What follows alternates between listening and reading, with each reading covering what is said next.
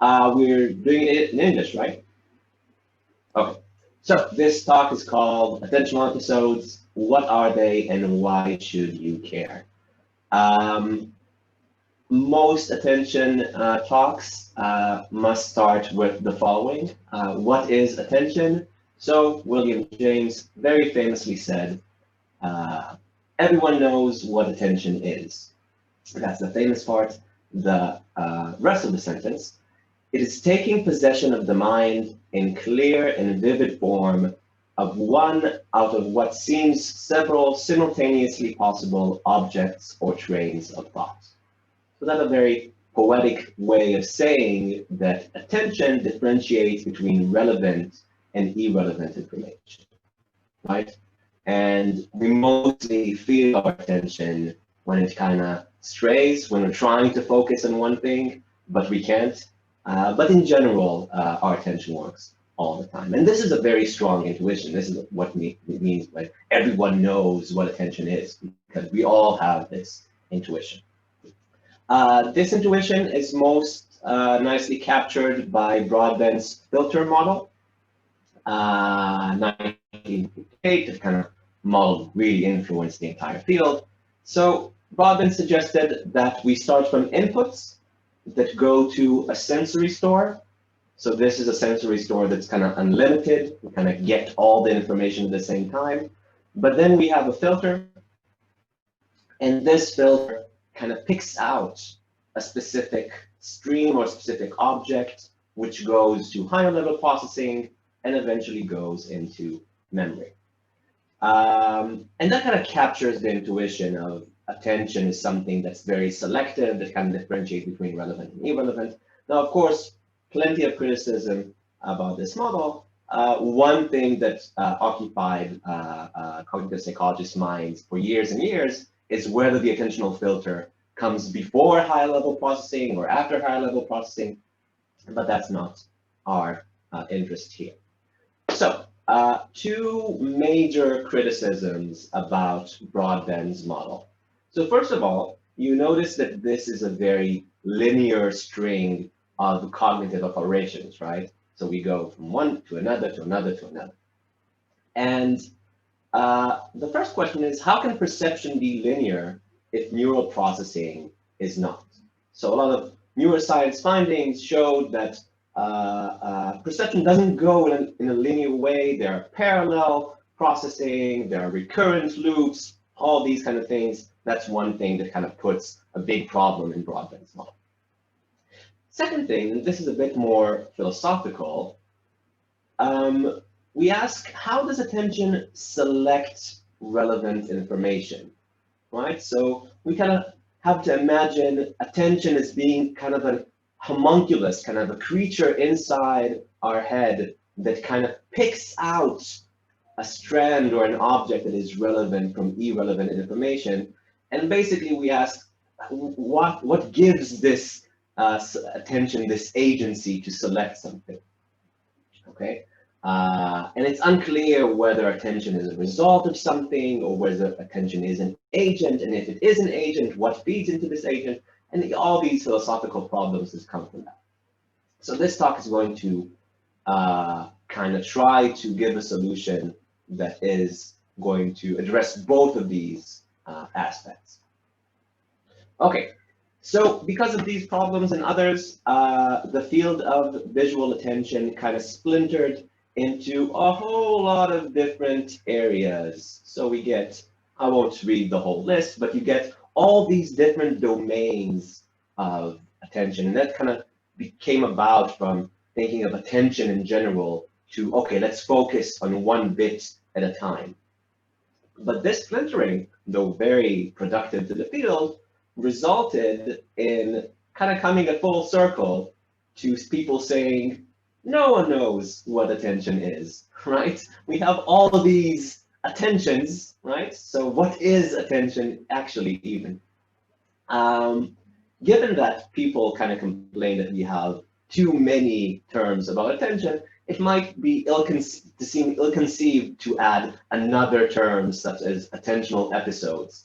And yet, I am going to add this one term, attentional episodes, because I think it can be beneficial to us to kind of understand how attention really works. Before I can do that, I'm going to have to focus on two of these, and specifically spatial attention and temporal attention. And after I explain both of these, I can kind of go and explain what attentional episodes are. So, spatial attention.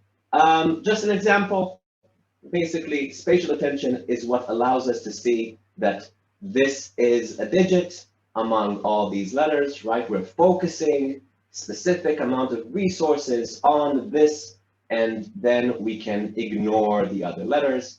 However, spatial attention is also what prevents us from seeing that this is another digit, right, among all these things. So we kind of need to shift around attention in order to differentiate things in space.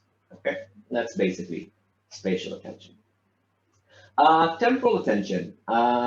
Two definitions of sorry. There are two definitions of temporal attention. One is attention to time, that is, I can kind of count the time and kind of wait for something.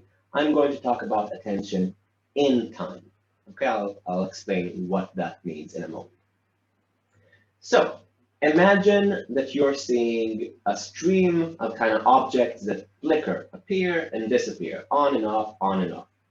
And you're looking for a target.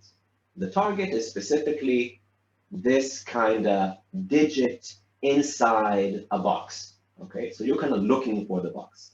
If this wasn't the Zoom chat, I would show you the actual thing, but it won't work in this context. Now, oh, sorry, it's timed, I guess.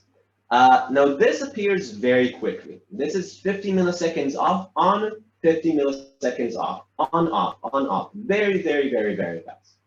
But what studies like these seem to show is that we're very good at deploying our attention in this specific point in time. How good? Even though the task is very difficult, we get about 80% correct responses. Okay, so a very, very fast stream of stimuli, and still we can get a correct response 80% of the time. However, and all I need to do is to change one very small aspect of this task, and accuracy will suffer tremendously. And this small change is about this letter after the target. So let's say instead of a letter, let's change it to another digit. Okay. At this point, accuracy drops from 80% to about 40%. Okay, a very drastic drop, right? So why is accuracy so bad now? Because a lot of the time, people are going to say that actually what they saw was the digit 9 inside the square. Okay, so this is kind of a illusory conjunction. The square from the 4 and the digit from the next item kind of merge together. This is what I would call distractor intrusions. Okay, distractor intrusion, because the distractor kind of intrudes into our mind. Okay, and this small effect is going to be our model to kind of explain, trying to understand it is going to help us to understand what are attentional episodes and why should we care about them. Okay, so what can explain distractor intrusions? The first step that we need to kind of venture and kind of try to explain it is this: to understand that attentional selection is probably, I'm going to try to convince you, not an all or none thing, not an all or none effect, right? It's not something that selects one object. It's a dynamic response that develops in time. So what do I mean by develops in time? This is basically from 86, Reeves and Sperling, so I'm not the first by far to suggest something like this.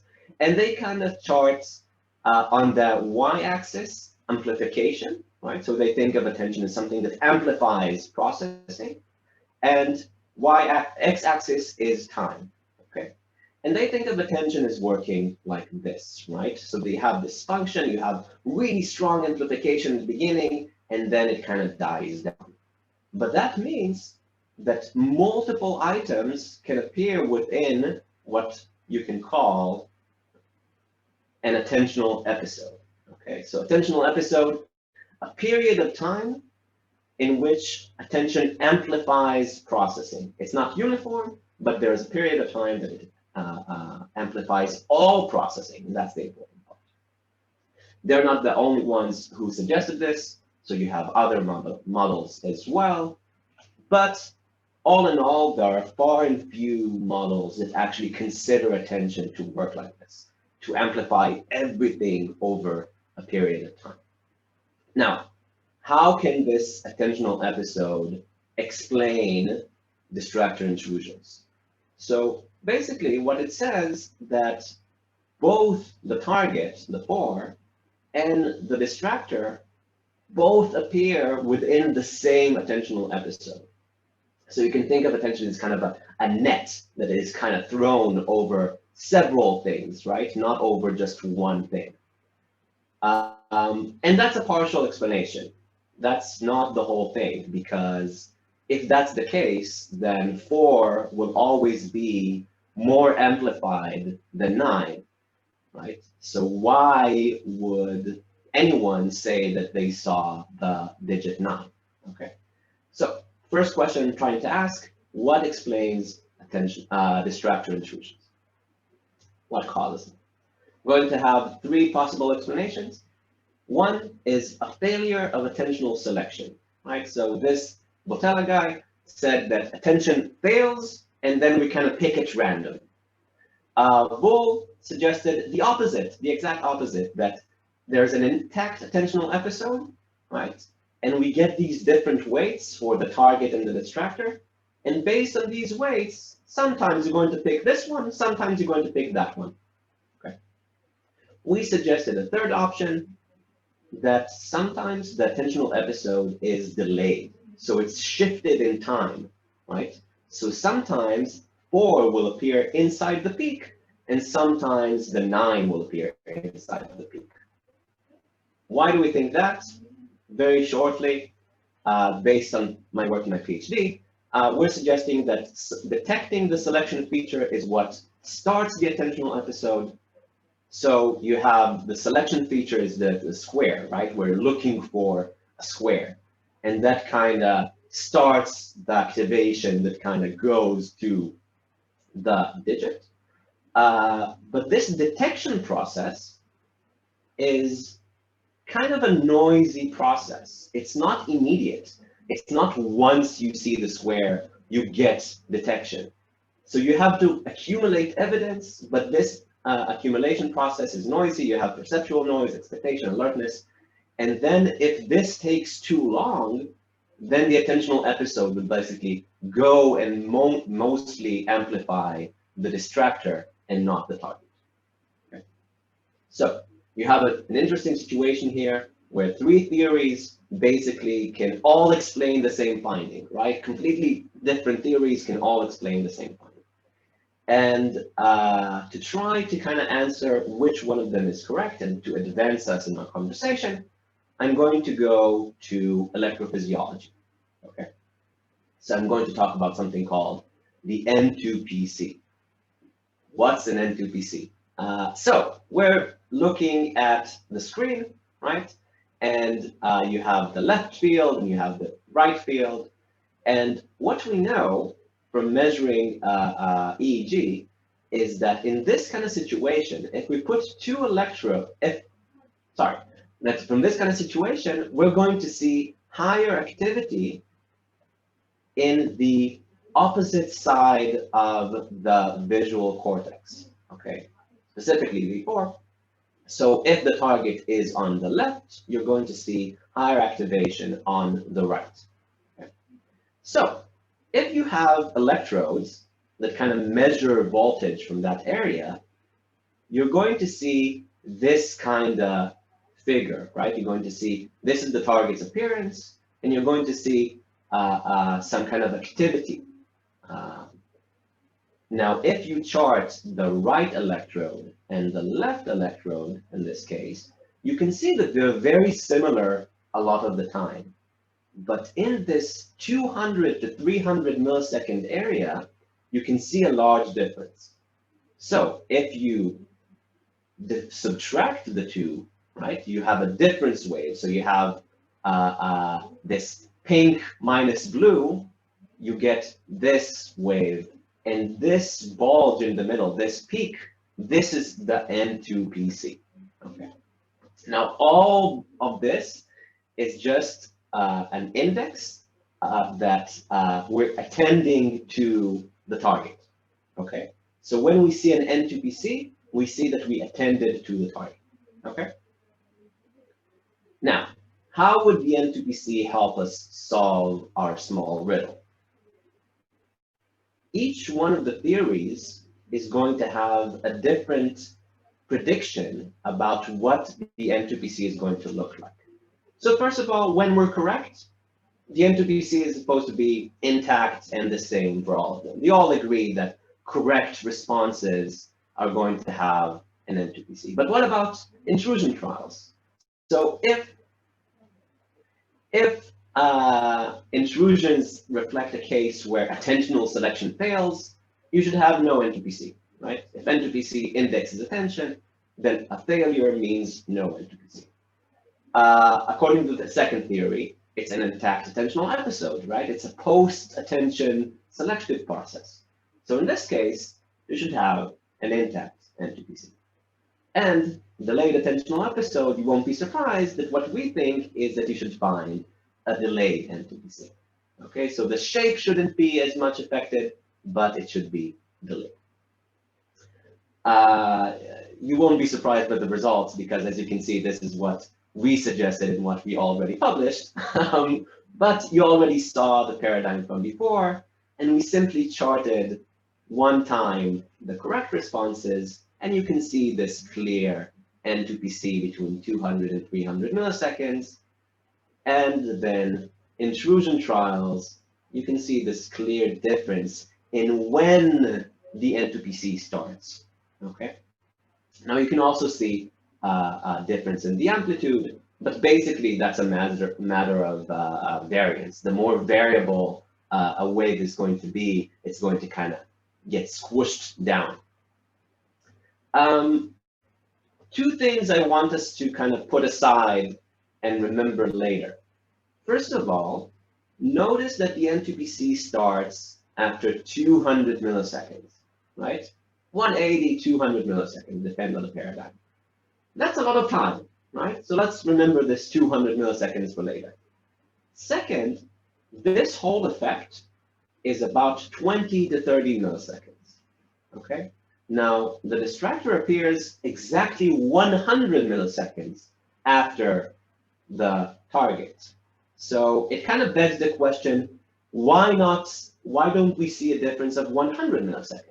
Okay, so I'm going to try to answer that a little bit later.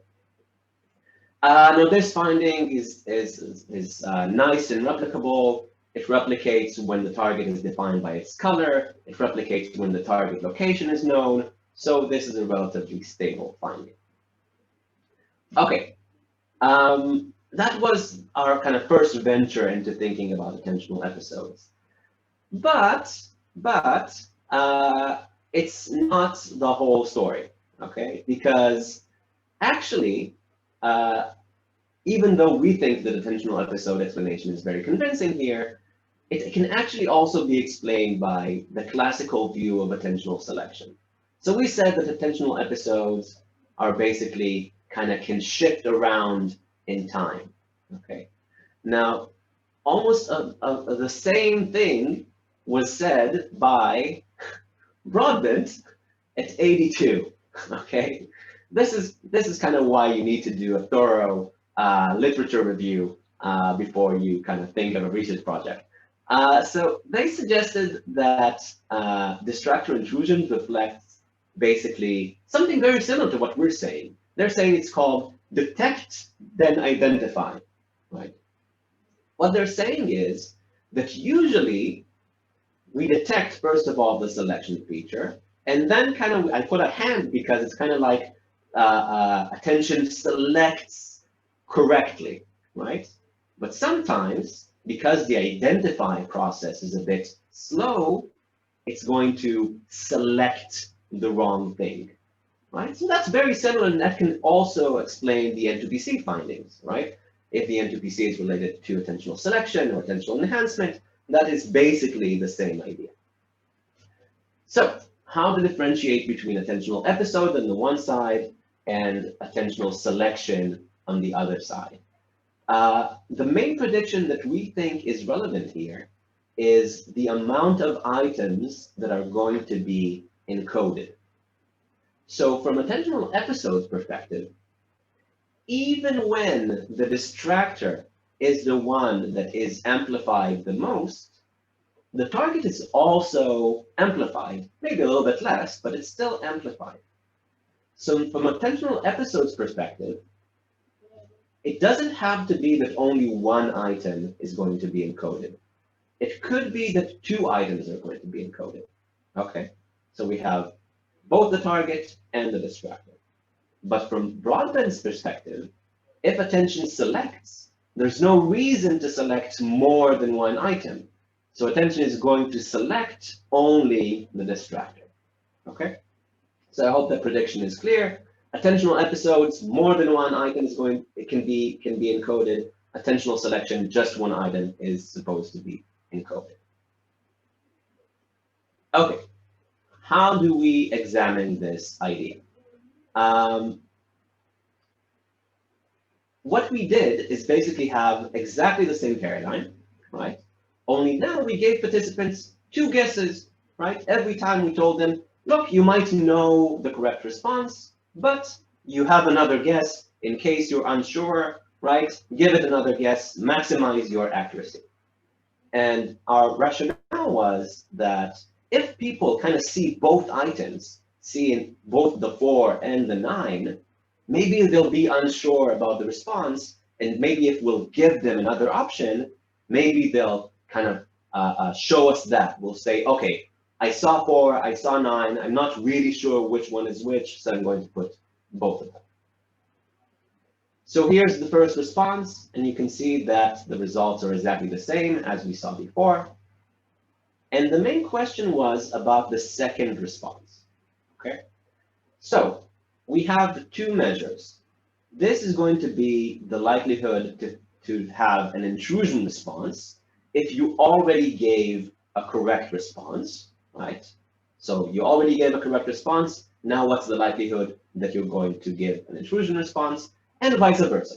What's the likelihood to give a correct response once you gave an intrusion response? Now, what are the options? So if we encode only one item at a time, we should be at chance levels, right?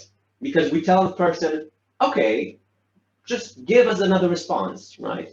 And they say, I can't, I only saw one item. How can I give another response? Give it anyway, and then they're just going to pick at random, so it's not going to affect anything. And the other side, best case scenario, right? If we have two items at a time, we don't expect it to be 100%, but we expect it to be at least at the same level of correct responses on the first response, okay? So what do you think happened? In between, okay? So it wasn't completely chance levels, it wasn't completely two items, okay? I'm going to kind of discuss why we think that is the case a bit later. But we thought, well, maybe they kind of begrudgingly gave a second response. They have a clear, vivid percept, and they didn't really want to give a second response. So maybe it's the second guess that kind of gets us. Okay, so maybe what happens if we give them a single response, maybe they'll show us that they actually encoded either one or two items. So we have two situations. We limited the number of possible responses, okay?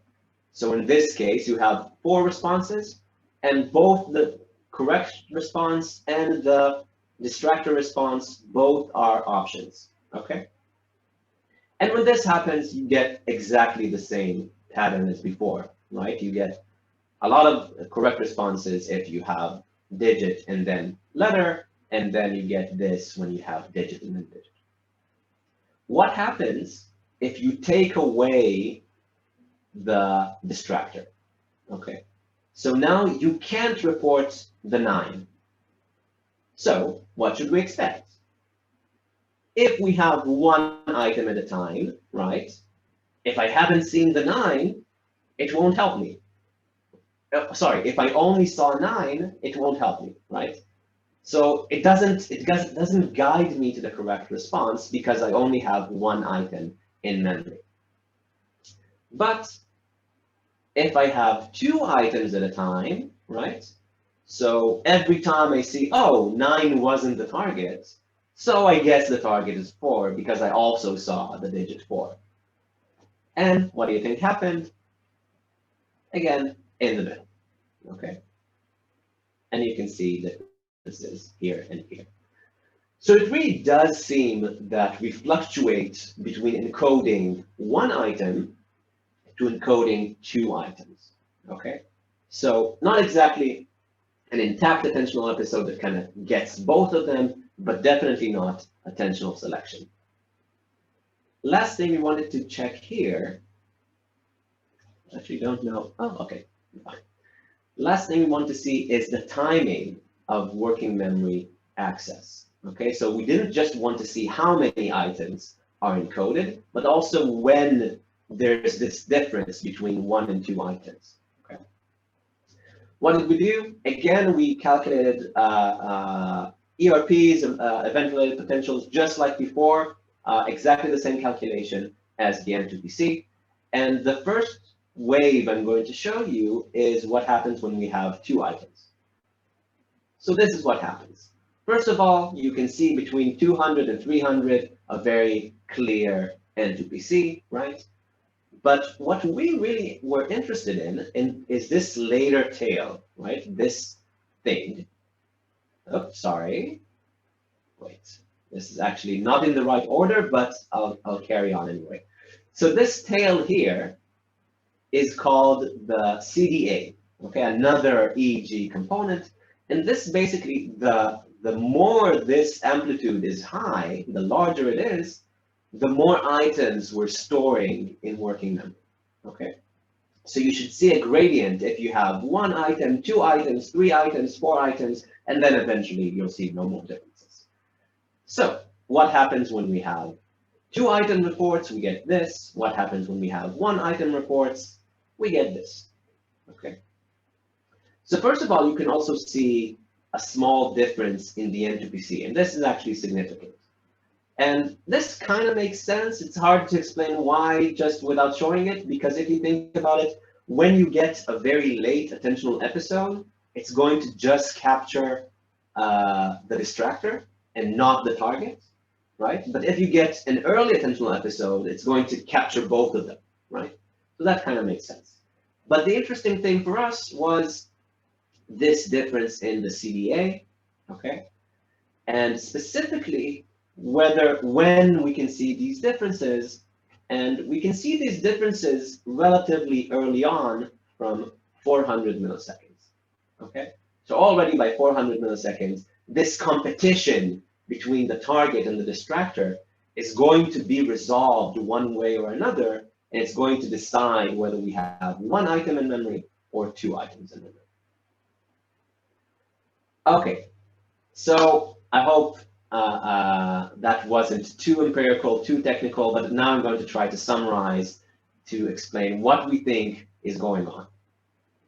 So first of all, a distractor that appears 100 milliseconds after the target is very often reported instead of the target, okay? And that's, if you're into attention research, go ahead and use this finding because it's so robust that it's really fun to kind of try to use it because it's so easy to find, okay? There's no 10 millisecond effect to kind of chase after. Second thing, these distractor intrusions correlate with the timing of the N2PC, okay? And as I said, the effect is about 20 to 30 milliseconds. Okay? And finally, this distractor can be encoded together with the target, right? Just like what an intentional episode would have us expect, but it can also override it completely. So we need to explain a situation.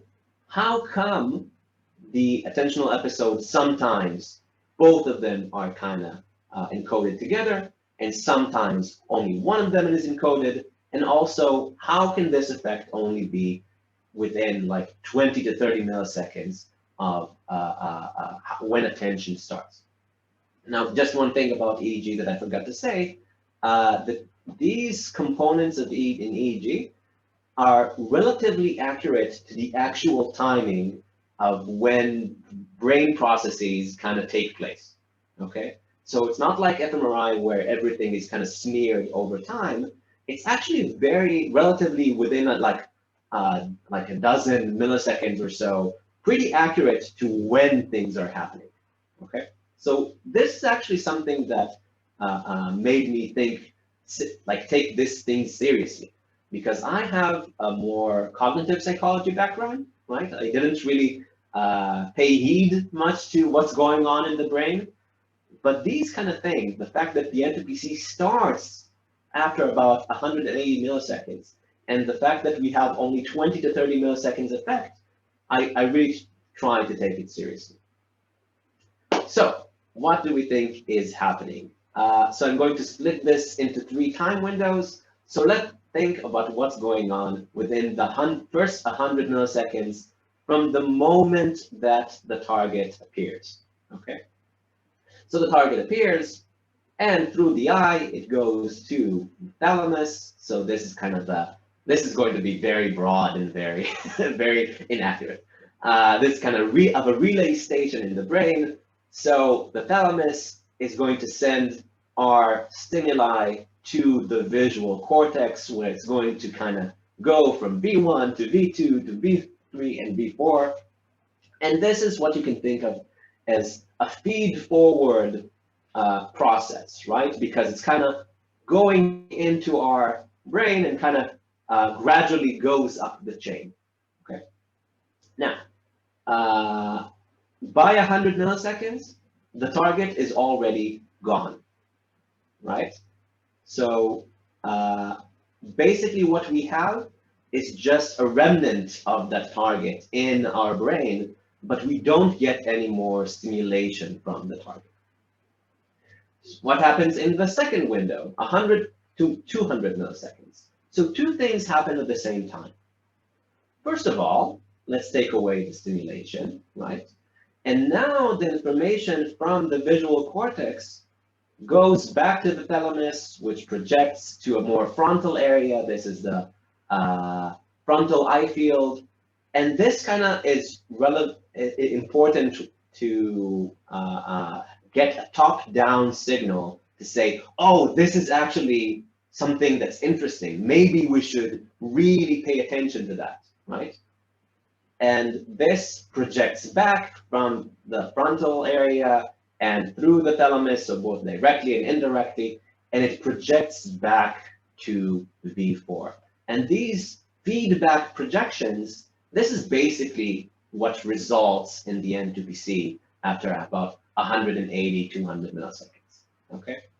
So you get feedback projections, and then you get like this strong activation that is the N2PC.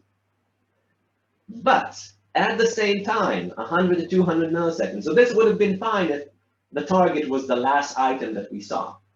But at the same time, we also see the distractor. And the distractor, right, goes through the same path that the target just went through, right?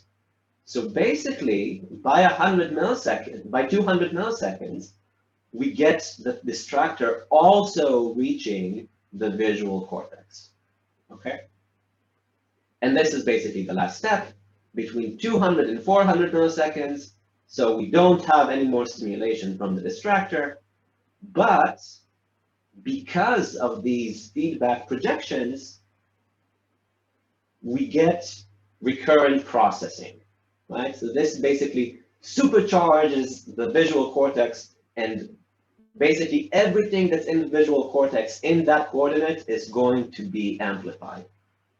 But at the same time, we're going to get amplification of both the target and the distractor. Okay. So you have this strong competition between them. So what does the competition means?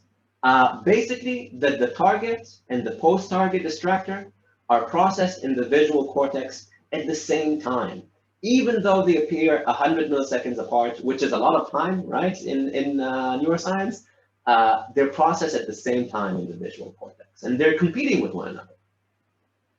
So the post-target reaches the visual cortex just in time to benefit from recurrent processing that were triggered by the target. This is basically the neural version of the attentional episode, right? Because the target is starting something that not only the target is going to benefit from, but also the distractor, okay? And the competition determines which item or items are going to be encoded and in what order, okay? So this kind of explains why we get a 20 millisecond difference can make a huge deal between whether I saw the target or whether I saw the distractor, right? Because think about starting the process of enhancing the target 20 milliseconds earlier, right? That is a lot of time to get a strong signal from the target. And if you start 30 milliseconds later, right, you already get the distractor at the same time, starting to override the target, okay? So a 30 millisecond difference can make a big deal if both items are kind of encoded and processed at the same time. Okay, well, we're actually going to be on time. So, take-home messages before some questions. First of all, attention does not select, okay? This is kind of a misnomer. This is something we kind of use colloquially. Oh, attention selects the thing, but it's not, right? Attention is triggered. So it may seem voluntary, but once attention is triggered, it amplifies indiscriminately over a period of time, okay? So it's important to try not to personify too much our cognitive processes, okay? So in a way, it's both selective and non-selective, right? Because it's not going to, an attentional episode is not going to be triggered by everything, right? It's not triggered by the earlier distractors. It's only triggered when we have enough information about something that might be important. Now, I emphasize might be, because if there was a box with a letter in it, right, completely irrelevant, but still that would trigger an attentional episode, okay? So both selective and non-selective, but the main selective aspect, the fact that we do see the target a lot of the time, right, is not because the attention selected one thing, it's because things were amplified. And here's another thing that I think is interesting. And again, this is kind of something that contrasted with my cognitive psychology background. That introspection can be deceiving, okay, that's not surprising, but our subjective present reflects an elaborate calculation based on the past hundreds of milliseconds, right? So think about this. Encoding starts only after about 350, 400 milliseconds. At that time, we still haven't seen the target, right? Or the distractor. So we're basically always living in the past, right? What we see in front of our eyes, that's not the present. We kind of feel that our eyes is kind of collecting the information and we're seeing the information incoming online, but we're not. What we see is a projection from our mind, right? That we feel is the outside world, and it definitely relates to the outside world, but it's not. It's kind of a smeared average across several hundred milliseconds, which is a lot. So I thought this sentence might be fun. Our eyes might not deceive us, but our mind just might. right? Because it's definitely true that we're not always seeing what is exactly in front of us. Okay, that's it. Thank you for Martin, my collaborator and mentor, the British Academy, and thank you for listening. And I'll be happy to take any questions, empirical, philosophical, whatever.